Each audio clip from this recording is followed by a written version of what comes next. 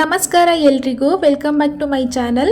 ನಾನಿವತ್ತು ನಿಮಗೆ ಸಖತ್ ಟೇಸ್ಟಿಯಾಗಿ ಸೋರೆಕಾಯಿ ಗ್ರೇವಿ ರೆಸಿಪಿನ ಹೇಗೆ ಮಾಡ್ಕೊಳ್ಳೋದು ಅಂತ ವಿಡಿಯೋನ ಶೇರ್ ಮಾಡ್ಕೊಳ್ತಾ ಇದ್ದೀನಿ. ಸೋರೆಕಾಯಿ ರೆಸಿಪಿ ಅಂದರೆ ತುಂಬ ಜನ ಇಷ್ಟಪಡೋದಿಲ್ಲ, ಬಟ್ ಈ ರೀತಿ ಒಂದ್ಸಲ ಟ್ರೈ ಮಾಡಿ ನೋಡಿ, ರುಚಿಯಂತೂ ತುಂಬಾ ಚೆನ್ನಾಗಿರುತ್ತೆ. ಎಲ್ಲರೂ ಇಷ್ಟಪಟ್ಟು ತಿಂತಾರೆ. ಈ ಗ್ರೇವಿನ ಮಾಡ್ಕೊಳ್ಳೋದಕ್ಕೆ ಮೊದಲಿಗೆ ಒಂದು ಮಿಕ್ಸಿ ಜಾರ್ಗೆ ಒಂದು 1/4 ಟೀ ಸ್ಪೂನಷ್ಟು ಸೋಂಪು, ಒಂದು 5 ಲವಂಗ, ಒಂದು 6 ಮೆಣಸು, ಹಾಗೆ ಒಂದು 7 ಪೀಸಷ್ಟು ಬೆಳ್ಳುಳ್ಳಿ, ಒಂದು ಸಣ್ಣ ಪೀಸಷ್ಟು ಶುಂಠಿ, ಒಂದು 1/4 ಟೀ ಸ್ಪೂನಷ್ಟು ಜೀರಿಗೆನ ಸೇರಿಸ್ಕೊಂಡಿದ್ದೀನಿ. ಹಾಗೆ ಒಂದೆರಡು ಸಣ್ಣ ಪೀಸಷ್ಟು ಚಕ್ಕೆ, 1 ಟೇಬಲ್ ಸ್ಪೂನಷ್ಟು ಕಡಲೆನ ಸೇರಿಸ್ಕೊಂಡಿದ್ದೀನಿ. ಹಾಗೆಯೇ ಇದ್ರ ಜೊತೆಗೆ ಒಂದು 3 ಟೇಬಲ್ ಸ್ಪೂನಷ್ಟು ಹಸಿ ತೆಂಗಿನಕಾಯಿ ತುರಿನ ಸೇರಿಸ್ಕೊಂಡು ಸ್ವಲ್ಪ ಕೊತ್ತಂಬರಿ ಸೊಪ್ಪನ್ನು ಕೂಡ ಸೇರಿಸ್ಕೊಂಡಿದ್ದೀನಿ. ಹಾಗೆ ಖಾರಕ್ಕೆ ಒಂದು ಅರ್ಧ ಟೇಬಲ್ ಸ್ಪೂನಷ್ಟು ಅಚ್ಚಕಾರದ ಪುಡಿ, ಹಾಗೆ 1 ಟೇಬಲ್ ಸ್ಪೂನಷ್ಟು ಧನಿಯಾ ಪುಡಿನ ಸೇರಿಸ್ಕೊಂಡು ಸ್ವಲ್ಪ ನೀರು ಹಾಕಿ ಇದನ್ನು ಚೆನ್ನಾಗಿ ಸ್ಮೂತಾಗಿ ಗ್ರೈಂಡ್ ಮಾಡ್ಕೊಳ್ಳೋಣ. ಗ್ರೈಂಡ್ ಮಾಡ್ಕೊಂಡಿದ್ದಾದಮೇಲೆ ಪಕ್ಕಕ್ಕೆ ಎತ್ತಿಟ್ಕೊಂಡು ನಾನಿಲ್ಲಿ ಬೇಗ ಮಾಡ್ಕೊಳ್ಳೋದಕ್ಕೋಸ್ಕರ ಒಂದು ಕುಕ್ಕರ್ನ ಸ್ಟವ್ ಮೇಲೆ ಇಟ್ಕೊಂಡು ಬಿಸಿಯಾಗಿದ್ದಾದಮೇಲೆ 2-3 ಟೇಬಲ್ ಸ್ಪೂನಷ್ಟು ಎಣ್ಣೆನ ಸೇರಿಸ್ಕೊಂಡಿದ್ದೀನಿ. ಎಣ್ಣೆ ಬಿಸಿಯಾಗಿದ್ದಾದಮೇಲೆ ಒಂದು ಈರುಳ್ಳಿನ ಸಣ್ಣದಾಗಿ ಕಟ್ ಮಾಡಿ ಸೇರಿಸ್ಕೊಂಡು ಸ್ವಲ್ಪ ಕರಿಬೇವಿನ ಸೊಪ್ಪನ್ನು ಸೇರಿಸಿ ಈ ರೀತಿ ಚೆನ್ನಾಗಿ ಫ್ರೈ ಮಾಡ್ಕೊಳ್ಳೋಣ. ನಿಮಗೆ ಕುಕ್ಕರಲ್ಲಿ ಮಾಡ್ಕೊಳ್ಳೋದಕ್ಕೆ ಇಷ್ಟ ಇಲ್ಲ ಅಂದರೆ ಓಪನ್ ಪಾತ್ರೆಯಲ್ಲೂ ಕೂಡ ಮಾಡ್ಕೊಳ್ಬೋದು ಇದೇ ರೀತಿಯಾಗಿ.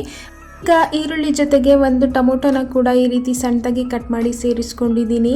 ಈ ಟೊಮೊಟೊ ಸ್ವಲ್ಪ ಲೈಟಾಗಿ ಸಾಫ್ಟಾಗೋವರೆಗೂ ಚೆನ್ನಾಗಿ ಫ್ರೈ ಮಾಡ್ಕೊಳ್ಳೋಣ. ನೀವು ನೋಡ್ತಾ ಇರ್ಬೋದು, ಈಗ ಟೊಮೊಟೊ ಸ್ವಲ್ಪ ಸಾಫ್ಟಾಗಿದೆ. ಈಗ ಇದಕ್ಕೆ ಒಂದು ಚಿಟಿಕೆಯಷ್ಟು ಅರಿಶಿನ ಪುಡಿನ ಕೂಡ ಸೇರಿಸ್ಕೊಂಡು ಚೆನ್ನಾಗಿ ಮಿಕ್ಸ್ ಮಾಡ್ಕೊಳ್ತಾ ಇದ್ದೀನಿ. ಎಲ್ಲನೂ ನೀಟಾಗಿ ಮಿಕ್ಸ್ ಮಾಡ್ಕೊಂಡಿದ್ದಾದಮೇಲೆ ಸಣ್ಣದಾಗಿ ಕಟ್ ಮಾಡಿ ಇಟ್ಕೊಂಡಿರುವಂತಹ ಸೋರೆಕಾಯಿನ ಸೇರಿಸ್ಕೊಳ್ತಾ ಇದ್ದೀನಿ. ಇದನ್ನು ನಮ್ಮ ಕಡೆ ಮಾಗಿಕಾಯಿ ಅಂತಲೂ ಕೂಡ ಕರೀತಾರೆ. ಈಗ ಇದನ್ನು ಈ ಒಗ್ಗರಣೆಯಲ್ಲಿ 2-3 ನಿಮಿಷ ಚೆನ್ನಾಗಿ ಫ್ರೈ ಮಾಡ್ಕೊಳ್ತಾ ಬೇಯಿಸ್ಕೊಳ್ಳೋಣ. ಈ ರೆಸಿಪಿ ಅಂತೂ ಬಿಸಿ ಬಿಸಿ ಪೂರಿ, ಚಪಾತಿ, ರೊಟ್ಟಿ, ಅನ್ನ, ಇಡ್ಲಿ ಎಲ್ಲದಕ್ಕೂ ತುಂಬಾ ಚೆನ್ನಾಗಿರುತ್ತೆ. ನೀವು ಇದನ್ನು ಸಾಂಬಾರು ರೀತಿಯಾಗಿ ಕೂಡ ಮಾಡ್ಕೊಳ್ಬೋದು ಅಥವಾ ಗ್ರೇವಿ ರೀತಿಯಾಗಿಯೂ ಕೂಡ ಮಾಡ್ಕೊಳ್ಬೋದು. ಇದನ್ನು ಒಂದು 2-3 ನಿಮಿಷ ಫ್ರೈ ಮಾಡ್ಕೊಂಡಿದ್ದಾದಮೇಲೆ ನಾವು ಮೊದಲೇ ರುಬ್ಬಿಟ್ಕೊಂಡಿರುವಂತಹ ಮಸಾಲ ಪೇಸ್ಟನ್ನು ಸೇರಿಸ್ಕೊಂಡು ಒಂದು ಸಲ ಚೆನ್ನಾಗಿ ಮಿಕ್ಸ್ ಮಾಡ್ಕೊಳ್ಳೋಣ.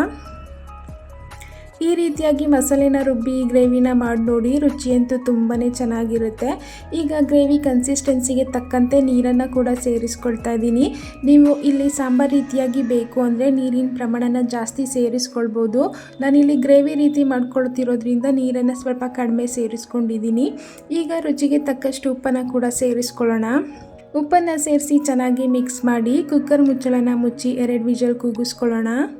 ನೀವು ಯಾವುದೇ ತರಕಾರಿಗಾದ್ರೂ ಈ ರೀತಿ ಮಸಾಲೆನ ರುಬ್ಬಿ ಗ್ರೇವಿನ ಮಾಡಿಕೊಂಡ್ರೆ ರುಚಿ ತುಂಬಾ ಚೆನ್ನಾಗಿರುತ್ತೆ. ನೀವು ನೋಡ್ತಾ ಇರ್ಬೋದು, ಈಗ ಕುಕ್ಕರ್ 2 ವಿಷಲ್ ಆಗಿ ಕೂಲ್ ಆಗಿದೆ ಕೂಡ.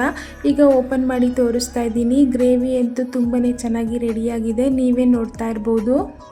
ಒಂದು ಸಲ ನೀಟಾಗಿ ಮಿಕ್ಸ್ ಮಾಡ್ಕೊಳ್ಳೋಣ. ಗ್ರೇವಿ ಅಂತೂ ಪರ್ಫೆಕ್ಟ್ ಕನ್ಸಿಸ್ಟೆನ್ಸಿಲೇ ರೆಡಿಯಾಗಿದೆ, ನೀವು ನೋಡ್ತಾ ಇರ್ಬೋದು.